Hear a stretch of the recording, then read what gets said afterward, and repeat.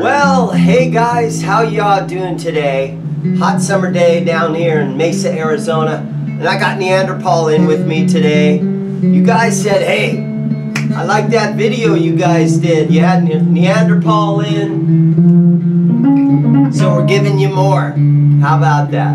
I blame him. I talk him into doing this stuff. He's like, really, man, do I have to sit here and talk about nothing for a half an hour? And I'm like, well, we could do 20 minutes if you want. I got no place to be till 5 o'clock tomorrow morning. 5 a.m. How's the radio gig going? KSLX. Getting up in the morning is kind of a bitch, but other than that, it's all good. You remember they don't do that thing anymore. Yeah, they do. Oh, they still do that? Oh, yeah.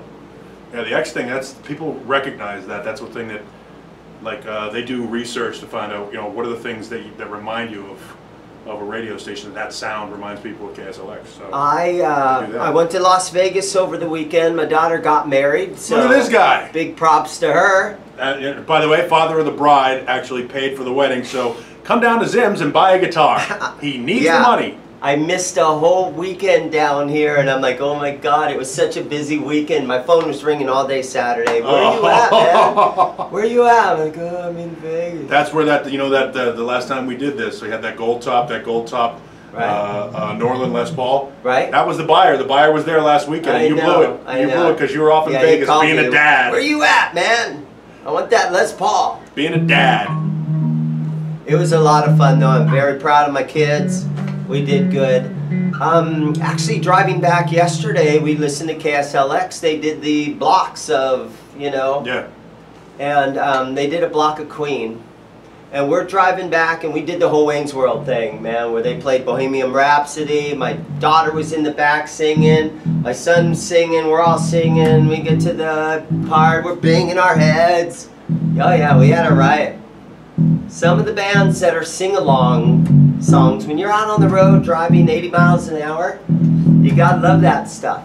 And we ended up trying to guess who the next artist would be. Right. And what 3 songs they would do. Foreigner came up. We got Jukebox Hero right.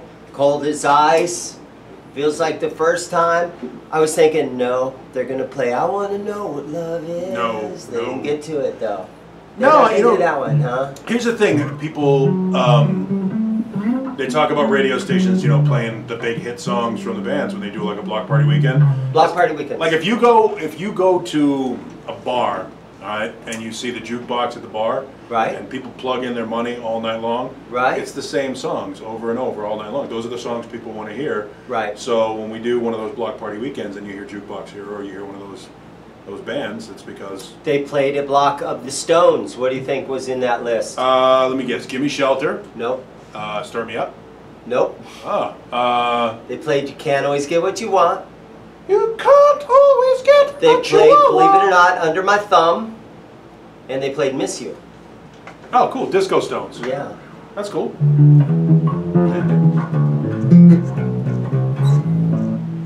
Yeah. And disco. The band I was in last year, we covered Miss You. But it was fun to play as a bass player. It was challenging. But you know there's a saxophone solo in that song, so our guitar player would just play some lead. Right. And at the end of the song there's a harmonica solo. So again, my guitar player would just play some leads, but nobody in the band plays harmonica or sax? No. We're a little not a classy band at all. Yeah, a little power trio 3-piece thing. But yeah, we're both bass players, so here we are. This thing is an Ibanez X Series destroyer-looking thing. Yeah, destroyer-looking thing. Isn't that cool? Made in Japan. He owns the store. It's a destroyer-looking thing. How cool is that? I have this on reverb. I'm asking a lot of money for it on reverb. Just because you never know when you get that. There's not that many of them out there. No. And you never know when you get that one guy that has to have one of these things for his, what kind of band would you? Well, that'd be a metal band, or it could be like a Def Leppard tribute band or something like that. There you go. I mean, the reality is that what that is Ibanez was smart when Gibson stopped making the Explorer, because the original Explorers, when they came out, were a massive failure. Nobody wanted them. They didn't sell. And so they stopped making them. So these other companies like Dean and Ibanez and Washburn all started making their own Explorer-shaped guitar, the Destroyer. Even the Iceman kind of looks like the Dean makes an X, I think they called it. And all of a sudden they started selling, and Gibson was like, hey, wait a minute, that's our design, that's our body shape. So they realized that they were kind of popular, and they were definitely popular with a lot of, you know, metal bands and hard rock bands. So made in Japan. So boy, Gibson, that Japanese stuff. You know what's funny is for so many years, made in Japan was like garbage. You know what I mean? Everybody thought it was garbage. And then it was Ibanez, by the way. It was Ibanez that that really sort of gave respectability to the Japanese guitars. You know, that's right. Ibanez, Aria, Tokai started making really, really good bass guitars and six-string guitars, and all of a sudden Japanese guitars, now there's like a cult of people that want them. Right. And can't get enough Japanese stuff anymore. And they're good. I mean, they're good guitars. Look, at the time, keep in mind, at the time, American guitar makers, you know, both Gibson and Fender, were cheaping out. You know, they were going. Gibson was going through the Norland years back in the '70s, so and Fender was, you know, CBS. So, so of course, yeah, the Japanese, you know, they upped their game, and all of a sudden people were interested. This, I have no idea where it was made. I'm going to guess. The PV stuff, American-made PV stuff, was really good in the '70s and the '80s, and those guitars are making a comeback. This is like a brand new made in Indonesia. This is not American made. This is a PV Millennium. I guess it's BXP4, and it's, I don't think it's active. I don't think it's active, but you know, decent little bass guitar. I do have this thing down here. Check this out, Paul. I love this bass. This is a Guild. Let me switch you. Yeah, this is a fantastic guitar. Guild Pilot bass. Remember, Guild, before they got bought out by Fender, was a pretty good guitar maker. Now I think DeArmond makes these. You know, they have that's like Fender's. Very famous pickups. Yeah, Bartolini pickups. Bartolini pickups in this, and they are fat guitars. I mean, this has got the P bass, jazz bass set up, 2 volumes, tone, and I think this is another a shifter of something or a shaper of something. I don't know. Not real familiar with the controls on this thing, but it is a. It'll pump. Yeah.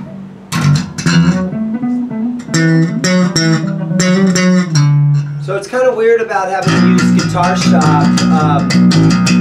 Bass guitars, if I'm lucky, I'll sell maybe 1 bass guitar every week or so. They're not just moving out of the store.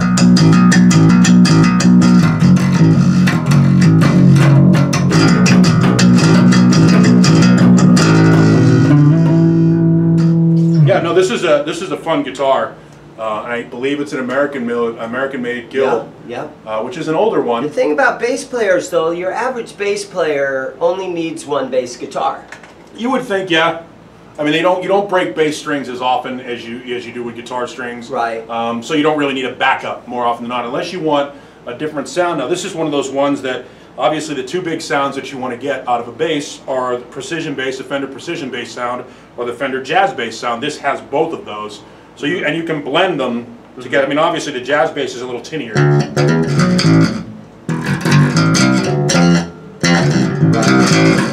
It's a little more punch to it.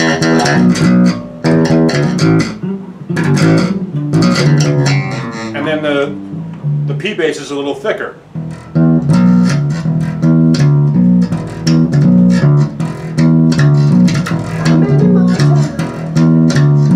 So and you can blend them and play with your tone and stuff like that, but this looks like it has an ebony fretboard on it too, which is... That's a nice bass. This is a good bass. It's a beautiful bass. Yeah, it's in really good shape. But the thing about your average guitar player, he needs like at least a half a dozen guitars for how he's feeling. He needs the SG, you need the Telly if you're going country twangy stuff, you need the Les Paul, you need a Strat for the Stevie Ray Vaughan stuff. You really only need 2, but why stop there? I mean, you need a Strat and you need a Les Paul. Everything else is a variation off that, although there are some that say the Telly is a more pure sound than the Strat. I like the Strat. I like that out of phase 2 and 4 position. That gives you that sort of Mark Knopfler bluesy feel, Mark Knopfler, Stevie Ray Vaughan feel. If you've got a Strat, everything is a variation off of a Strat and a Les Paul anyway. But then if you really want to go high end, you know, you can spend thousands and thousands of dollars on guitars, boutique made guitars that are going to cost you a load of money that really aren't going to do. It's in the fingers. It really is in the fingers. Yeah, I have heard amazing guitar players playing piece of guitars that sound phenomenal, and I've heard John 5 on a little Hello Kitty guitar. Right, yeah, see that Zach Wilde on a Hello Kitty guitar. I mean, those guys, it's in the fingers. A great story. Eddie Van Halen had these Ernie Ball Music Man guitars made for him, custom made back in the day.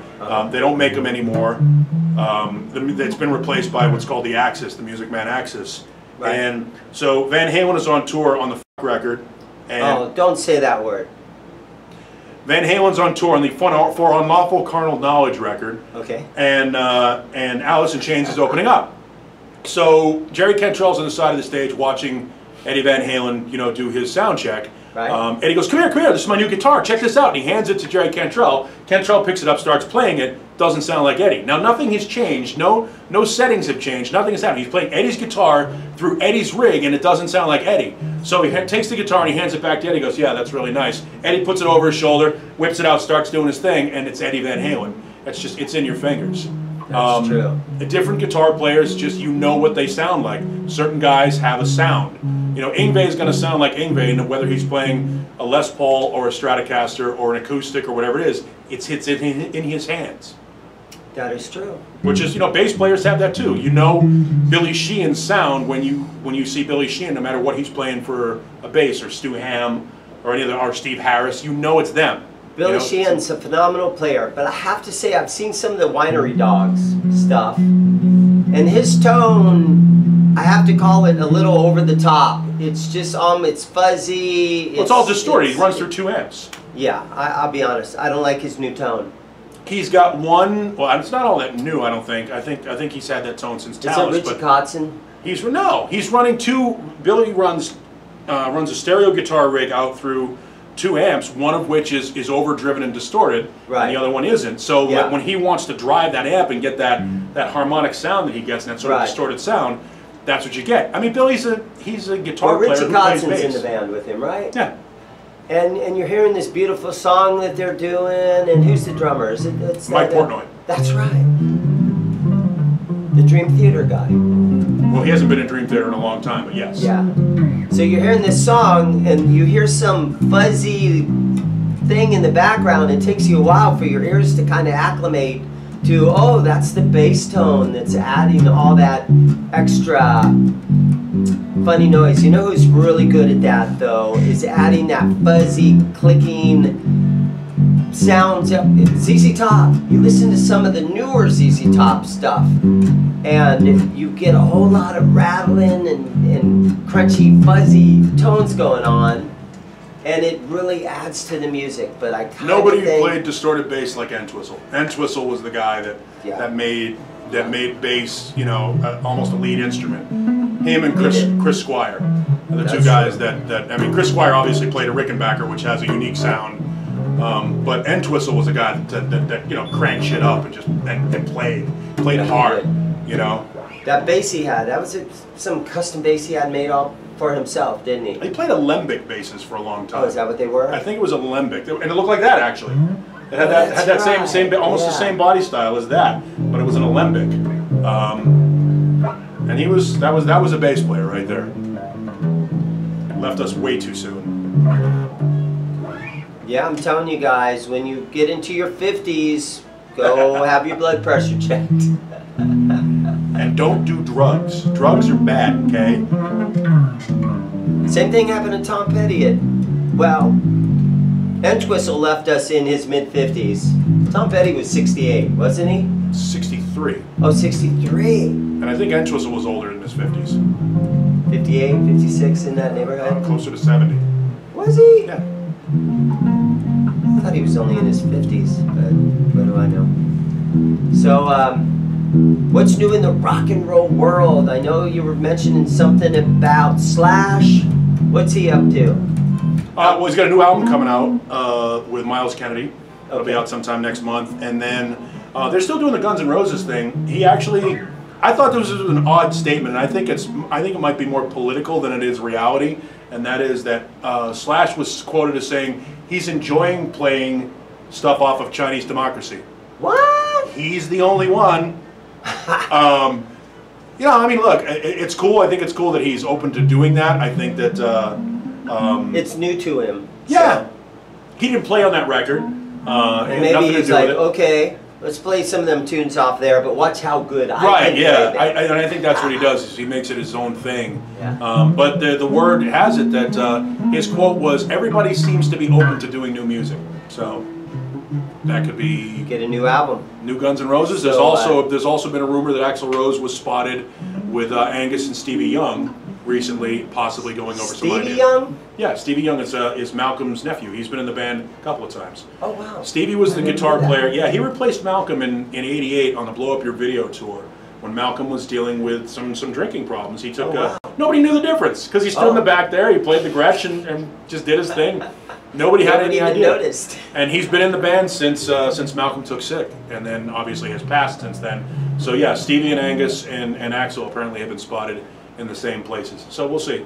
Be an interesting album. We'll see. I have no interest in AC/DC with Axl Rose on You don't? None whatsoever. I just, you know, I love. Think they could get Mutt Lange to produce? I don't know. I'm just not interested. Are they still using Mutt Lange after all these years? They've been producing their own stuff for a while. No, I'm. You know, I love Axl with Guns N' Roses. But I just don't. I'm not interested. And he probably does a great job. I mean, when Guns N' Roses used to cover AC/DC songs, they covered a whole lot of Rosie. They've covered Jack. They've covered Sin City. They've covered all these songs. They do a great job. I'm just. To me, you know, Bon, okay, Brian, you caught lightning in a bottle the second time. Very rarely, name one band that has gone through the third lead singer switch that worked. You know what? I predict that if Axl does an album with AC/DC, it's going to hit #1 on the rock charts. Not on the pop charts. Would you imagine that if they had a pop song and it went to #1? Well, I mean, You Shook Me All Night Long is on pop radio stations. That's, yeah. You know, that right. one, yeah, and I think Who Made Who was on pop radio for a while.